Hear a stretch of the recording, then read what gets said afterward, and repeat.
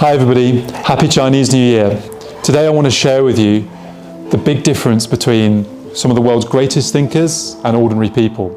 And this thing can really change your professional and your personal life. People like Ray Dalio, but also very common in scientists as well, and that's the power of higher order thinking. Let me first give you an example of what I might refer to as first order thinking. For example, your boss has set you an aggressive sales target, maybe up 30%, and so you work your team through the night, you achieve the target. Second, you're admitted to a fantastic university, by the skin of your teeth, you just got in, and you go take up the offer. Third, well, you're pretty tired in your current relationship, you meet someone new and exciting, so you dump who you've got and go out with a new person. These three things I could describe as first order thinking. There was an immediate problem, whether it's your love life, your sales target, or getting into a good university, and you solve it with the first solution that's available to you. However, the greatest thinkers, and about 99% of people don't do this, the greatest thinkers try and think to higher order. Let me go through those three examples again and describe some of the unintended consequences that people didn't think through.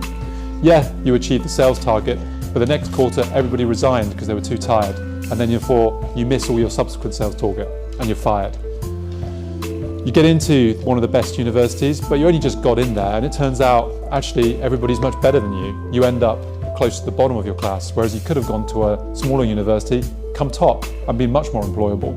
Or third, turns out the new person, those feelings of 新鲜感, well, they disappear within 6 months too, and you're left right where you started.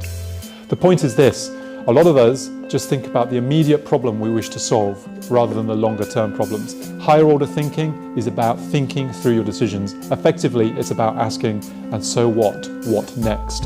It's a very simple way of doing it. Every time you make a decision, you should map out the next few sequences in the events. So, I make decision A, could lead to B, C, or D.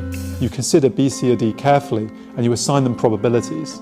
The point of second order thinking is then you choose the thing that maximizes return over the long term, whilst at the same time you take note of any particularly bad downside that you cannot accept under any circumstances, no matter how low the probability might be. Let me give you a few examples. This is actually very commonly used in an investment context. So, a company is particularly strong and doing very well. You think, wow, this is a great company, I should put all my money into it. That's first order thinking.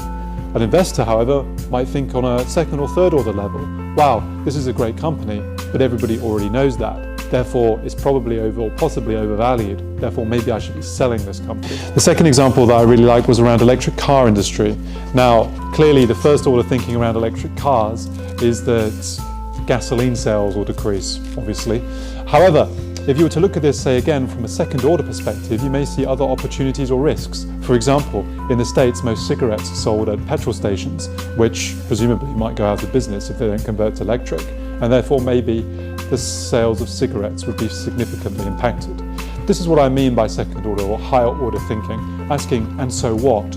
What's next? And assigning them probabilities can lead you to unexpected conclusions, and therefore seeking areas of value that other people haven't noticed, or avoiding possible downsides that you would have spotted if you thought sufficiently far ahead. Although I've used a couple of examples for investors, this is the same for many successful people, including scientists.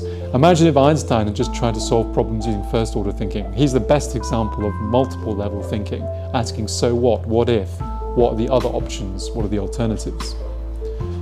In this new Chinese New Year, I hope all of you can apply some high order thinking. About 99% of people don't. They just try and solve the problem exactly in front of you and their nose. But if you're strategic about things, you look to the second, third and fourth levels, you map out the different possibilities of your decisions and the probability of them occurring, I'm pretty sure that you'll have a much happier and more successful life.